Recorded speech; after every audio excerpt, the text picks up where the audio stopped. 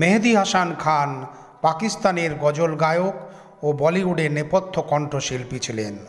গজল সম্রাট ও মেহেদী হাসান নামেই সমধিক পরিচিত ব্যক্তিত্ব। তার গজল রফতা রফতা ও মেরি রফতা রফতা ও মেরি শ্রোতা দর্শকদের মুগ্ধ করেছিল। জীবনের প্রথম দিকে গাড়ি এবং সাইকেল মেকানিক হিসাবে কাজ করতেন মেহেদী হাসান খান। সাথে সাথে ছিল সঙ্গীত চর্চা।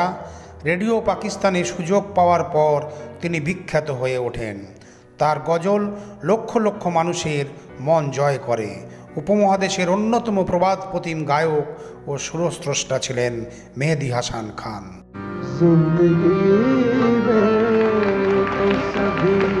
অবিভক্ত ভারতের রাজস্থানে মেহেদী হাসানের জন্ম হয়েছিল একটি সঙ্গীত পরিবারে। তার পিতা ওস্তাদ আজিম খান একজন গায়ক ছিলেন। চাচা ওস্তাদ ইসমাইল খান ও পিতা আজিম খানের কাছ থেকেই সঙ্গীতে হাতেখড়ি ঘটে তার। তারা উভয়ই সনাতন ঘরানার ধ্রুপদী সঙ্গীতে দক্ষ ছিলেন। শৈশব থেকেই তিনি সঙ্গীত পরিবেশনা করতেন। তার জ্যেষ্ঠ ভাই উল্লেখ করেন যে প্রথম গান আনুষ্ঠানিকভাবে পরিবেশন করেন 1935 সালে।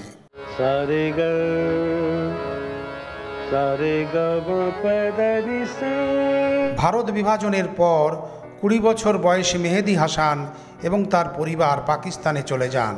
সেখানে তাকে ব্যাপক অর্থনৈতিক সমস্যায় ভুগতে হয়। চিচাওয়ান্তি এলাকায় একটি সাইকেলের দোকানে কাজ করতে থাকেন। সেখানে তিনি গাড়ি এবং ডিজেল ট্র্যাক্টর মেকানিক হিসাবে ছিলেন। আর্থিক অসচ্ছলতা থাকা সত্ত্বেও সঙ্গীত চর্চা করতে থাকেন। প্রত্যহ রুটিন মাফিক দৈনিক ভিত্তিতে গান চর্চা অব্যাহত রাখেন।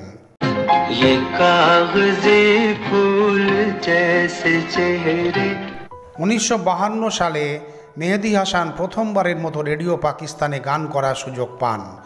প্রাথমিকভাবে সেখানে তিনি ঠুমরি গায়ক ছিলেন। চাচা ইসমাইল খান তাকে সঙ্গীত পরিচালক রূপে গড়ে তুলতে সর্বতোভাবে সহায়তা করেন।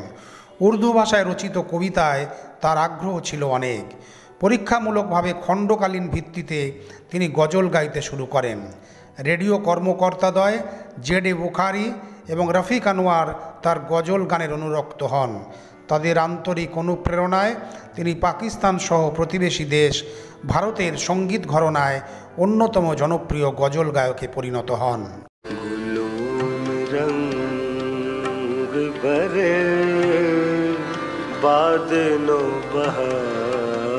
অক্টোবর 2010 সালে HMV থেকে সারহাদে শিরোনামে দ্বৈত গানের অ্যালবাম প্রকাশ করে।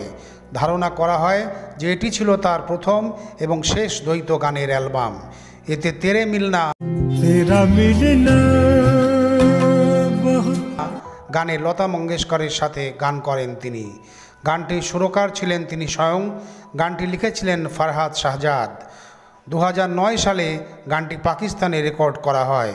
পরবর্তীকালে লতা মঙ্গেশকর গানটি শ্রবণ করে 2010 সালে ভারতে রেকর্ড করেন।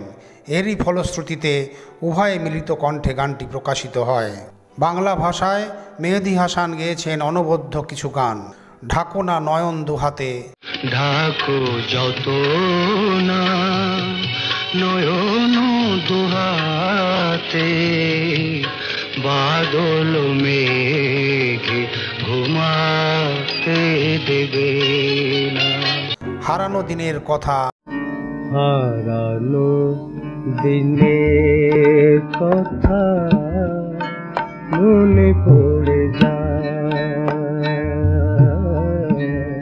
মেহেদী হাসানের জনপ্রিয় গজলের মধ্যে রয়েছে আব কি বিছড়ে, अब के हम बिछड़े, मैं होश मैं था तो फिर, मैं होश में था, जिंदगी मैं तो सभी, तू मेरी जिंदगी है। মেহেদী হাসান সুদীর্ঘকাল সঙ্গীত ভুবনে অবস্থান করে অগণিত পুরস্কার ও সম্মাননা লাভ করেছেন।